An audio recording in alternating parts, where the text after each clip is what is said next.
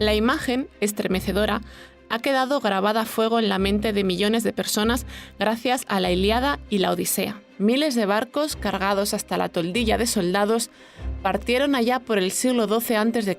en dirección a Troya, para vengar una de las grandes afrentas perpetradas contra Grecia. El resultado, o eso nos han contado, fue una extensísima guerra en la que participaron héroes como el mismísimo Aquiles, el mejor soldado de su época. Y el resto, como se suele decir, es historia. Una contenida en 1 millar de páginas en las que, todavía hoy, cuesta separar la verdad histórica de la exageración, forjada por Homero, su creador. Mi nombre es Manuel Villatoro, redactor de Historia. Y yo soy Andrea Morán, de la sección de podcast del periódico. Hoy, en Estamos en la Historia, ¿mito o realidad? La verdad tras la guerra de Troya.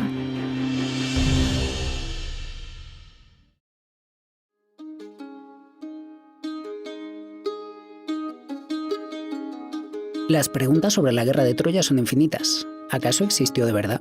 ¿Combatió Aquiles en ella como mascarón de proa del ejército griego? ¿Qué relación existía entre este personaje y Patroclo? Y eso, por no hablar del rapto de Helena, el casus belli que desató la locura según los textos clásicos. Hemos hablado con Javier Rubio Doncé para responder a estas y otras cuestiones. Él sabe de lo que habla porque dirige Academia Play, un canal de divulgación histórica que reúne casi 3,5 millones de seguidores en YouTube. Javier acaba de publicar el libro La mitología griega como nunca antes te la habían contado. Nuestra empresa se fundó en el año 2015. Nos dedicamos a la divulgación histórica y educativa a través de YouTube y otros medios digitales. En Academia Play estamos comprometidos con la creación de contenido de alta calidad que sea accesible, que sea entretenido, y nuestra máxima ya la formuló el poeta latino Horacio en el siglo I a.C., y esa máxima es prodesse et delectare, es decir, enseñar deleitando. Cuesta mucho, muchísimo, resumir la guerra de Troya, pero vamos a hacer un esfuerzo. Las fuentes clásicas cuentan que el germen de la contienda lo plantó la mismísima Afrodita. La diosa ofreció a París, el príncipe de Troya, el amor de Helena de Grecia. Por entonces ella estaba considerada la mujer más bella del mundo. Solo había un problema. Ella ya estaba casada con Menelao, el rey de Esparta. Pero a París le importó muy poco ese matrimonio. La historia comienza con el conocido como Juicio de París, que es un episodio mitológico donde este príncipe troyano, París, fue designado para decidir cuál de las 3 diosas, entre Hera, Atenea o Afrodita, merecía el título de la más bella. Cada diosa le ofreció un soborno, ¿no? Entonces, Hera prometió poder político y dominio sobre Asia, Atenea ofreció sabiduría y habilidad en la guerra, y luego Afrodita le prometió el amor de la mujer más bella del mundo, que en ese momento era Helena. Entonces, París eligió a Afrodita, aceptando su oferta, y Afrodita, fiel a su palabra, facilitó el encuentro entre París y Helena. Helena, por entonces, era la esposa de Menelao, que era rey de Esparta, y fue seducida por París y acabaría raptándola. Entonces, la fuga de Helena con París desató la ira de Menelao, quien convocó a los reyes griegos para recuperar a su esposa, lo que dio inicio a la famosa guerra de Troya. Menelao, airado, pidió ayuda a su hermano Agamenón, rey de Micenas. ¿Su objetivo? Que liderase un ejército hasta Troya para recuperar a Helena. Así arrancó la guerra más impresionante de la antigüedad, una que duró, según las crónicas, 10 años y en la que participaron héroes de la talla de Aquiles, Áyax, Odiseo, Eneas o el mismísimo Héctor. Al llegar a Troya, los griegos, o los aqueos, como prefieras, desembarcaron y comenzaron el asedio a la ciudad. Durante los primeros años hubo numerosas escaramuzas y combates alrededor de las murallas de Troya, pero la ciudad no cayó. Los dioses griegos juegan un papel crucial en la guerra y apoyan a distintos bandos según sus intereses. Zeus, por ejemplo, aunque trataba de mantenerse neutral, influyó en el curso de los eventos. Hera y Atenea apoyaban a los griegos, mientras que Afrodita, Ares y Apolo favorecieron a los troyanos. Con el paso del tiempo cundió la desesperación entre los aqueos. Las alianzas se resquebrajaron tras 10 años de guerra y a cambio el desánimo aumentó. En esas los griegos tuvieron una idea que ha pasado a la historia: construir un caballo de madera que entregaron como ofrenda a sus enemigos y que ellos mismos introdujeron en el corazón de la ciudad, aunque con una curiosa sorpresa en su interior. En la Odisea de Homero se recogió el momento con estas palabras. Ya estaban los emboscados con el insigne Odiseo en el ágora de los troyanos, ocultos dentro del caballo, pues los mismos troyanos lo habían arrastrado hasta la Acrópolis. En él estaban sentados todos los mejores de los argivos portando la muerte. Los hijos de los aqueos asolaron la ciudad una vez que salieron del caballo y abandonaron la cóncava emboscada. Unos por un lado y otros por otro iban devastando la elevada ciudad. Así cayó la inconquistable Troya, según las fuentes clásicas. Aunque la pregunta es obligada. ¿Hasta qué punto son fiables los textos que nos hablan de la guerra de Troya? Pues fiabilidad histórica no demasiada. La fiabilidad de estos poemas clásicos es muy cuestionable por varias razones. Primero porque los textos están profundamente inmersos en la mitología. Los dioses juegan un papel activo en la guerra e influencian las decisiones y el destino de los héroes.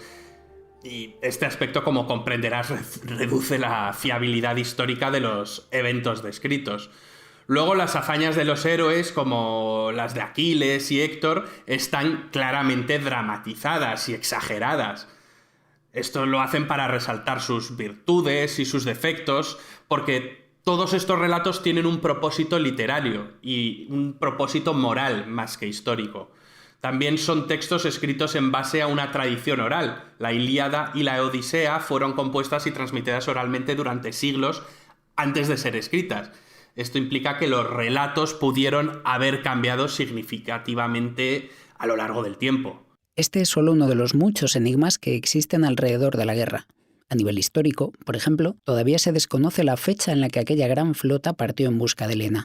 Exacto, la fecha de la guerra de Troya es un tema de debate continuo entre los historiadores y arqueólogos. Según el mitólogo Carlos García Gual, desde la guerra de Troya hasta la época de Homero hay una distancia de unos 4 siglos más o menos. Eratóstenes fechó la guerra en el siglo XII a.C. y Heródoto la fechó en el siglo XIII a.C. Estamos en la llamada época oscura y tenemos muy pocos datos de este periodo. Sabemos que es el paso de la edad del bronce a la edad del hierro. Y bueno, es en esta época cuando se empieza a fraguar el relato épico de Troya, que todos conocemos. Los protagonistas también están a caballo entre la realidad y el mito. De Aquiles, por ejemplo, se dice que era un semidios que solo cayó tras recibir una flecha de París en su famoso talón. ¿Qué hay de verdad y qué hay de mentira sobre este personaje?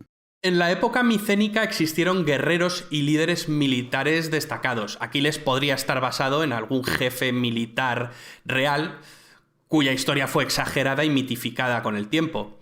Obviamente, todos los elementos sobrenaturales que rodean a Aquiles, como que era hijo de la ninfa Tetis o cuando fue sumergido en el río Estigia por su madre, volviéndose invulnerable excepto por el talón, bueno, pues todo esto claramente son mitos. Pero la pregunta con mayúsculas es si aquella ciudad que Homero describió en la Ilíada estuvo solo en su imaginación o si, por el contrario, existió de verdad.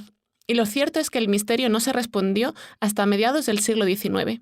El encargado de poner luz sobre ella fue un tipo llamado Heinrich Schliemann. Millonario tras una vida de éxitos, este prusiano anhelaba demostrar que Troya existía y que sus restos permanecían ocultos tras capas y capas de tierra en Grecia. En 1870, con 41 años, Schliemann financió una gigantesca campaña arqueológica para demostrar su teoría, que la Troya de Homero había existido. El lugar de la excavación fue a 6 kilómetros del mar, en la actual provincia de Canacale. Para ser más concretos, en la entrada del Helesponto, hoy conocida como el Estrecho de los Dardanelos. Y esto fue una auténtica revolución a finales del siglo XIX. Es verdad que los métodos de excavación de Schliemann no eran muy rigurosos, que digamos, pero lo cierto es que su entusiasmo y sus hallazgos acabaron inspirando a varias generaciones de arqueólogos. Lo fascinante es que sus descubrimientos empezaron a proporcionar evidencia arqueológica de que Troya pudo haber sido un lugar real, con una historia de destrucción, sugiriendo que las historias de Homero podrían tener una base histórica. Para Schliemann aquello fue algo personal. Contrató a obreros, excavadores, peones y junto a él estaba siempre Sofía, su segunda esposa. Cuentan que el millonario se quedaba a pie de obra, supervisando día tras día a los trabajadores. Le llevó años, pero al final demostró que sí, había existido una Troya, y que en sus alrededores se había sucedido una guerra. Así, puso luz sobre un enigma que, todavía hoy, navega entre la realidad y el mito.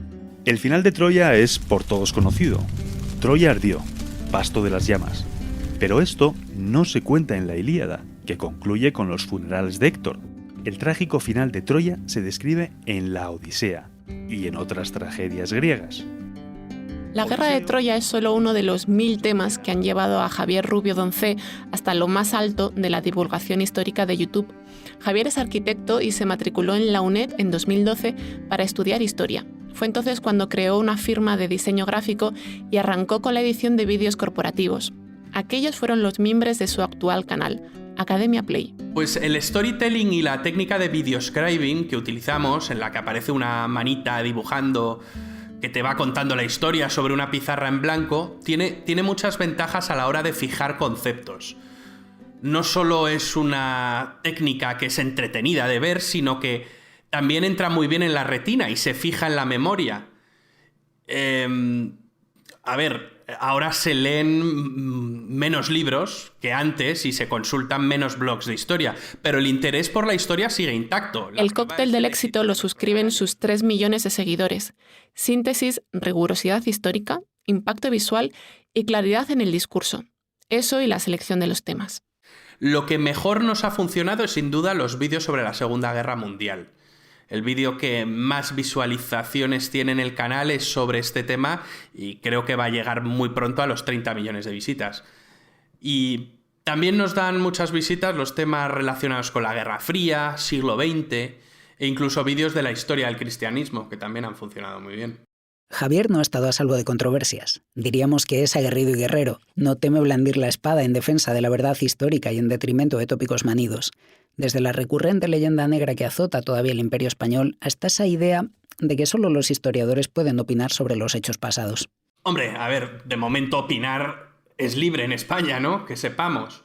Otra cosa es que mis argumentos tengan autoridad entre la comunidad de historiadores, porque muchos te miran con recelo y sienten que te estás metiendo en su campo como si fueses un intruso. En Academia Play, además, intentamos ser muy rigurosos y concienzudos con todo lo que hacemos. Revisamos los vídeos a fondo y contamos con historiadores continuamente. Hemos tenido en plantilla hasta 3 historiadores. Y, por supuesto, tenemos mucho respeto por la disciplina histórica y sus métodos. Por el momento, a Javier y a su Academia Play parece que les va muy bien. Y deseamos que siga siendo así.